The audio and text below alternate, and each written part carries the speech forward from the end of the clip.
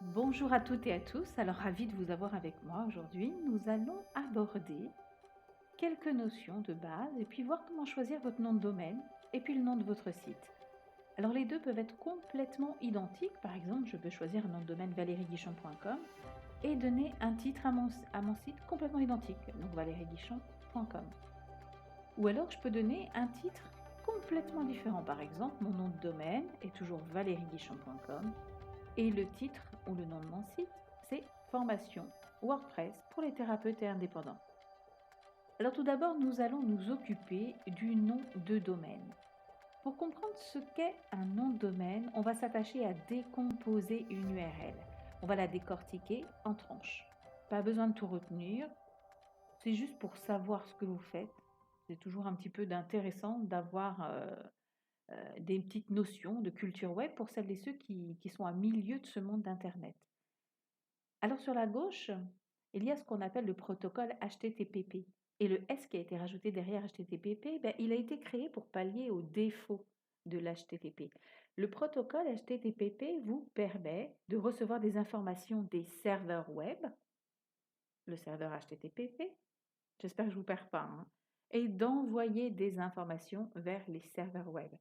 Il est bon de savoir que si les échanges ne sont pas sécurisés, ne sont pas cryptés, ça peut être la cata, surtout si vous connectez à votre banque. À ce moment-là, c'est facile pour quelqu'un de mal intentionné de récupérer vos informations confidentielles, votre login, votre mot de passe, votre identité même, et puis d'utiliser et d'en faire ce que bon lui semble. C'est pour ça que le protocole HTTPS a été créé pour vous protéger, pour protéger quelque part et sécuriser toutes les données qui transitent dans le monde du web. Alors à présent, tous les sites doivent être en HTTPS pour des raisons de sécurité. C'est un petit peu ce que je viens de vous dire. D'ailleurs, quand vous allez acheter votre nom de domaine, théoriquement, il vous sera proposé automatiquement en HTTPS. Mais il faudra bien veiller, en tout cas, à ce que ce soit le cas. Sinon, il y a toujours des manipulations pour le faire. Donc, pour faire court, un nom de domaine, tout simplement un domaine, c'est le nom d'un site web. C'est la partie située après le symbole at que vous retrouvez dans les adresses email professionnelles ou qui suit le www. Dans une adresse web.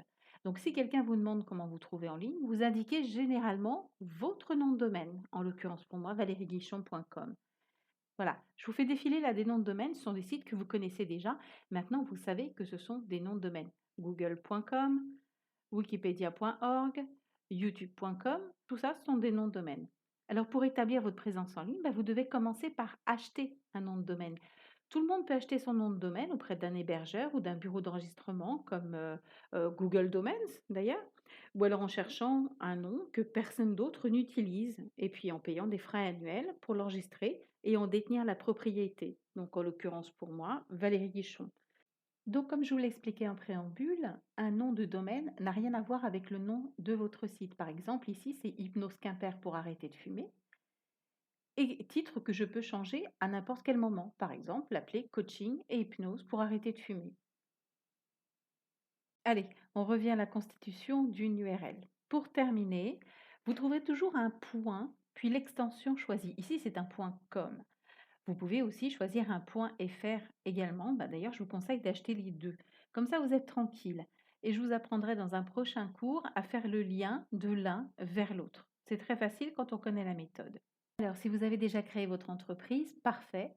Je vous encourage à utiliser ce nom, le nom de votre entreprise, comme nom de domaine.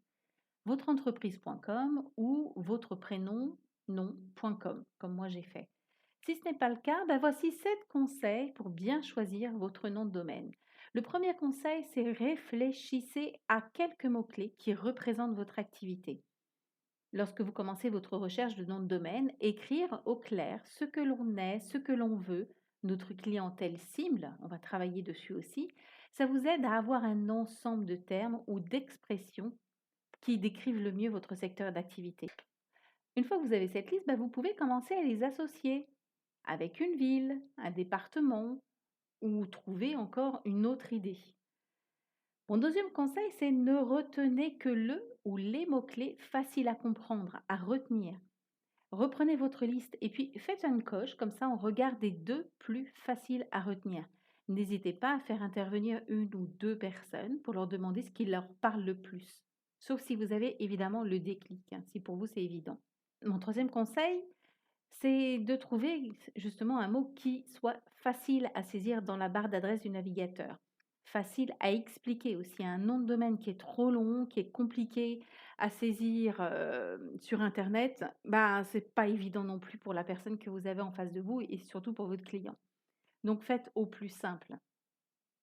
Mon quatrième conseil, c'est éviter si possible les tirets et les numéros. Voilà, honnêtement, c'est un conseil que j'ai entendu quand j'ai commencé, enfin, dans mes tendres années, quand j'étais jeune et que j'étais étudiante, mais c'est un conseil que je n'applique pas du tout. D'ailleurs, quand ce nombre correspond à un département, par exemple, à Hypnose Rouen, on constate que la plupart des adresses en première page, eh ben, elles ont des tirets, voire des tirets et le numéro du département.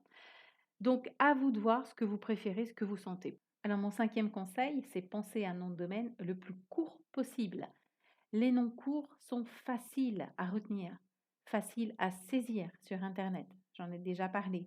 Donc, l'idéal, ce serait un mot si vous êtes hypnothérapeute, hypnose.com. Si vous êtes sophrologue, sophrologie.com. Malheureusement, c'est déjà pris. Mais essayez justement de faire le plus court possible et en tout cas de ne pas dépasser les 15 caractères. Mon sixième conseil, c'est attention aux marques.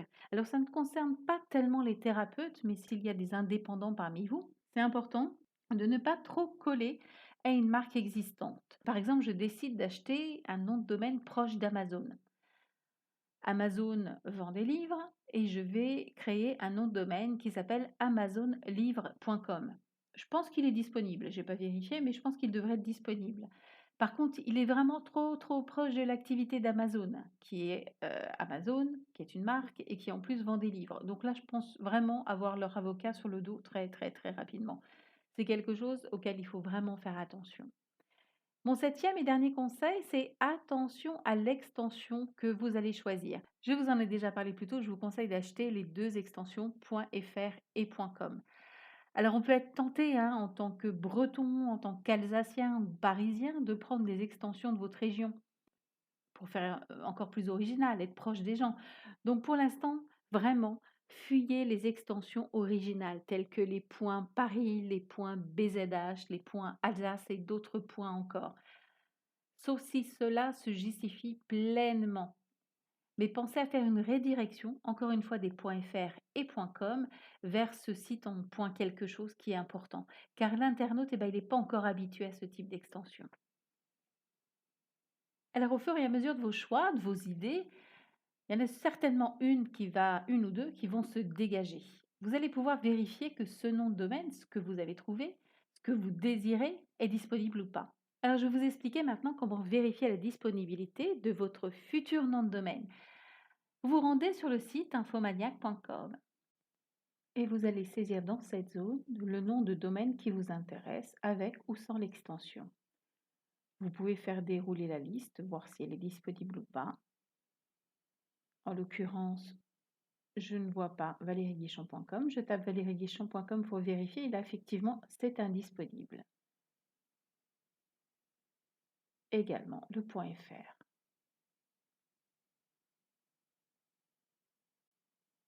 Donc, je vais tester sur Valérie Guichon Coaching.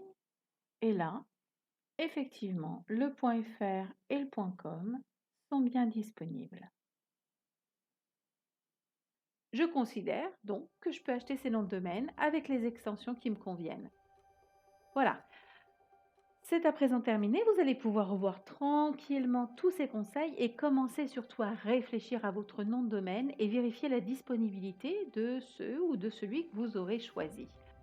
Pensez aussi, si vous le souhaitez, au groupe Facebook qui vous permettra d'échanger ensemble sur divers choix, sur des possibilités de nom de domaine, de façon à pouvoir, avec toute l'énergie commune, tout ce que l'on met ensemble, pouvoir échanger, réfléchir et puis trouver ce qui est le plus pertinent pour vous. Alors je vous dis à très bientôt pour avancer et continuer dans la création de votre site web. À très vite.